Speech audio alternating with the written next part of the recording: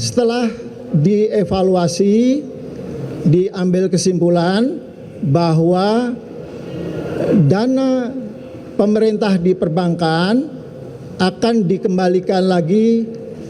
Yang kemarin 281 triliun akan dikembalikan lagi 281 triliun dan diperpanjang hingga akhir 2026. Tidak pastian global, misalnya harga minyak meningkat dan dampaknya kepada inflasi yang sudah mempengaruhi inflasi dan daya beli di masyarakat, sehingga ini menjadi prioritas untuk menjaga kestabilan makro. Dan apa langkah-langkah yang perlu dilakukan baik dari segi fiskal maupun dari segi moneter, dan koordinasi antara fiskal dan moneter itulah yang kita bahas, ya.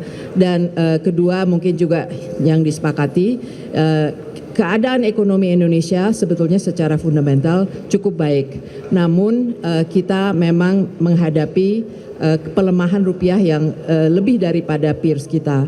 Berarti kita juga harus mewaspadai bagaimana menjaga isu confidence dan trust, ya. Dan itu tidak tentu terlepas dari kaitannya dengan kebijakan-kebijakan yang akan diambil oleh masing-masing lembaga yang bertanggung jawab secara teknis untuk melakukan hal itu. Pembahasan berjalan dengan baik dan saya rasa ini forum yang baik untuk melakukan tukar pikiran antara kita semua, karena kita ingin tentunya ekonomi Indonesia maju. Terima kasih. Baik, terima kasih. Bu Desri, Deputi Gubernur Senior BI, silakan. Baik, terima kasih. Assalamualaikum warahmatullahi wabarakatuh. Tentunya kami berterima kasih juga kepada Pak Dasko yang telah memberikan kesempatan juga pada kita. Seperti pertemuan ini sebenarnya pertemuan rutin, merupakan koordinasi khususnya antara fiskal dan moneter. Dan dari kami seperti tadi yang disampaikan oleh Ibu Mari, bahwa dalam situasi ketidakpastian global yang sangat tinggi, maka kami di Bank Indonesia tentunya perlu membuat suatu kebijakan yang sifatnya memang jangka pendek untuk mencapai stabilitas. Dalam hal ini adalah kita bicara nilai tukar. Dan kebijakan tentu satu nilai tukar dan kedua likuiditas. Nah, untuk nilai tukar mungkin dari teman-teman media juga sudah aware bahwa dalam 1 bulan terakhir ini kami memang sudah menaikkan BI rate kami sebesar 100 basis poin, sehingga sekarang berada di posisi 5,75%. Dan yang terjadi kemudian adalah repricing atau penyesuaian harga, baik itu untuk instrumen yang diterbitkan oleh Bank Indonesia ataupun oleh pemerintah, yaitu SRBI dan SBN, di mana dalam satu bulan di bulan Juni ini telah terjadi inflow yang cukup signifikan, sehingga secara year to date dari Januari hingga akhir Juni tanggal 26 yang lalu, inflow yang masuk untuk di portfolio SBN dan SRBI kita itu sudah mencapai sekitar 9 miliar US dollar. Jadi itu pertama, tentunya confidence dari offshore yang tentu juga akan tercermin dari confidence dari masyarakat kita di Indonesia. Yang kedua, untuk likuiditas, tentunya Bank Indonesia juga akan terus menjaga likuiditas di pasar dengan berbagai instrumen yang kami miliki. Sebagai contoh untuk likuiditas di operasi moneter kami, kalau kita lihat di akhir bulan Mei, ekspansi yang kami lakukan sekitar 600 triliun, maka di akhir bulan Juni ini kami sudah melakukan ekspansi hingga 1.000 triliun. Khusus itu untuk menjaga likuiditas agar tidak terjadi gejolak harga di pasar uang dan pasar falas kita. Demikian mungkin yang kami bisa sampaikan. Terima kasih, Pak. Terima kasih Bu Desri. Wakil Menteri Keuangan Pak Yuda, waktu saya persilakan. Bismillahirrahmanirrahim. Assalamualaikum warahmatullahi wabarakatuh. Rekan-rekan media, mungkin ada 2 hal yang ingin saya sampaikan. Yang pertama tadi dibahas bahwa kondisi fiskal itu masih sangat terjaga dengan baik.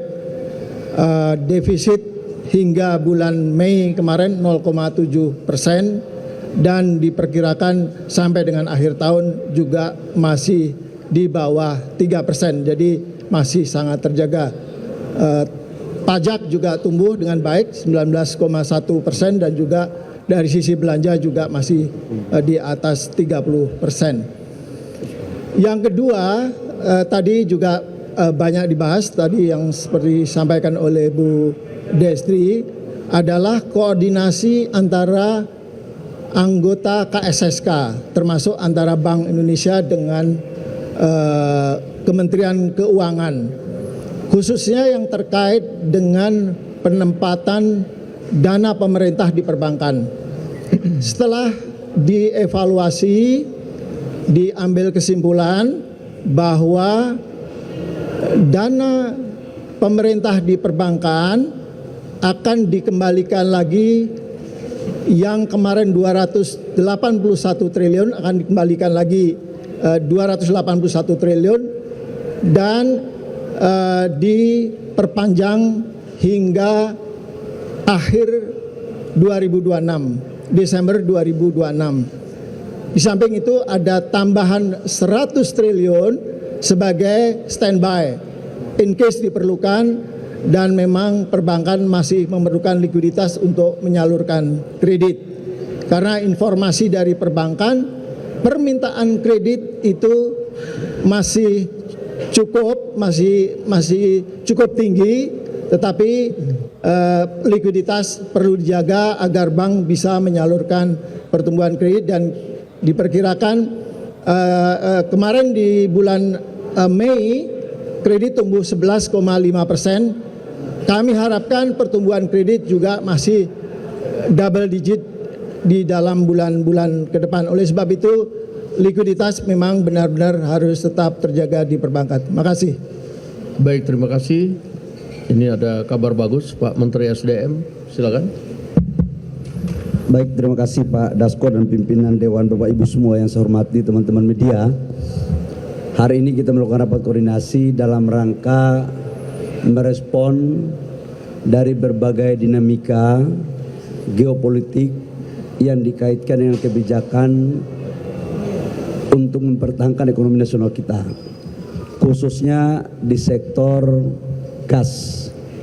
Bapak Ibu semua, dalam waktu hampir 10 hari terakhir kami menerima aspirasi dari asosiasi pelaku industri dari sektor keramik dan beberapa industri lain, termasuk dari KSPI. Atas dasar koordinasi yang baik dengan pimpinan DPR, Pak Dasko dan pemerintah, telah kita merumuskan beberapa langkah-langkah solutif untuk mengatasi masalah yang dihadapi oleh teman-teman industri. Pertama adalah kami berpandangan memastikan keberlanjutan lapangan pekerjaan itu merupakan bagian daripada tanggung jawab pemerintah. Dalam menindaklanjuti pikiran tersebut, maka untuk gas, kita tahu bahwa harga gas dunia lagi melambung. Kita membagi menjadi 3 tahap. Yang pertama untuk HGBT tetap di angka 6,5 sampai dengan $7 per MMBTU. Dan ini adalah rapat kilat kami dengan Pertamina, dengan Pak Simon dan Pak Arief sebagai Direktur PGN. Memang ini tidak mengenakan semuanya, tapi kita harus ikat pinggang untuk menyelamatkan lapangan pekerjaan. Sekali lagi saya sampaikan bahwa untuk HGBT di 6,5 sampai dengan $7. Untuk gas pipa industri yang non HGBT tetapi industrinya atau kilangnya, sumurnya ada di wilayah Jawa, itu tetap di angka $9,6 per MMBTU. Yang terjadi sekarang itu adalah karena terjadi penurunan produksi dari kilang-kilang kita yang ada di Jawa Barat. Jawa Timur nggak ada isu. Di daerah Barat yang mengcover Jawa Barat, Banten, dan DKI, maka yang terjadi adalah mempergunakan LNG. LNG ini diambil dari wilayah Papua, Sulawesi, Kalimantan, dan beberapa daerah luar Jawa lainnya. Kemudian harganya naik sampai dengan harga di pasaran itu 20 sampai dengan $23 per mm. Itulah yang menjadi penyebab kenapa teman-teman dari sektor industri meminta pemerintah harus turun tangan.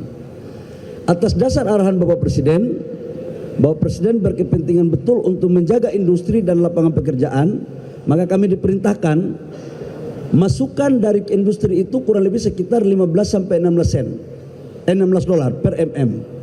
Tapi setelah kita menghitung dan kami sudah pergi kepada Presiden, diturunkan menjadi 13 dolar per mm. Jadi dari 20 sampai 23 dolar per mm sekarang diturunkan menjadi 13. Teman-teman semua, kenapa ini terjadi?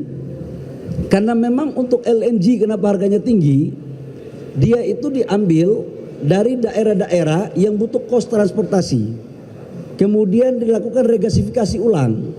Kemudian baru dikirim lewat pipa. Itulah biaya yang timbul. Nah, sementara sumur-sumur yang ada di wilayah Jawa Timur itu produksinya sesuai dengan target lifting, tetapi di dalam sumur-sumur yang ada di wilayah barat itu terjadi penurunan. Tapi secara akumulasi lifting gas kita itu mencapai target APBN. Karena itu gas tidak kita impor. Jadi masalahnya adalah bukan tidak adanya gas, gas ada, tapi harga LNG-nya yang mahal. Jadi kita telah memutuskan untuk LNG industri di harganya 13 dolar per mm. Demikian Pak Dasko yang perlu kami sampaikan kepada publik. Terima kasih. Terima kasih Pak Bahlil. Ini kabar gembira bagi kalangan industri maupun teman-teman dari serikat pekerja yang kemarin mengeluhkan dampak dari harga gas yang naik, gas industri yang naik bisa kemudian menyebabkan PHK. Oke, sebagai penutup saya minta Menteri Sekretaris Negara untuk menyampaikan beberapa hal dari pemerintah. Saya persilakan. Baik, terima kasih. Selamat siang teman-teman media. Terima kasih Pak Dasko dan beserta seluruh pimpinan DPR. Terima kasih Ibu Destri beserta dengan seluruh Deputi Gubernur Bank Indonesia. Dan kemudian dari Kementerian Keuangan juga diwakili oleh dua Wamenkeu hari ini hadir. Bapak Suhasil Taker ya.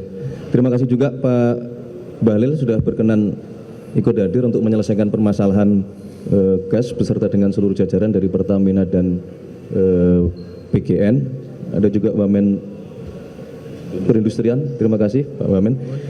Baik teman-teman, jadi hari ini sebagaimana biasanya para penanggung jawab perekonomian berkoordinasi dan hari ini cukup lengkap karena juga ikut dihadiri oleh teman-teman dari DEN yang memberikan pandangan maupun saran-saran dan memang karena ini kebetulan juga sedang berlangsung Piala Dunia, ibarat tim sepak bola mengurusi ekonomi juga bagaikan tim sepak bola yang semua harus saling berkoordinasi, semua saling memberi masukan bagaimana mengambil kebijakan-kebijakan mulai dari makro, mulai dari fiskalnya sampai kepada sektor real yang kita hadapi di lapangan. Salah satu contohnya adalah berkenaan dengan masalah kebutuhan gas untuk industri kita.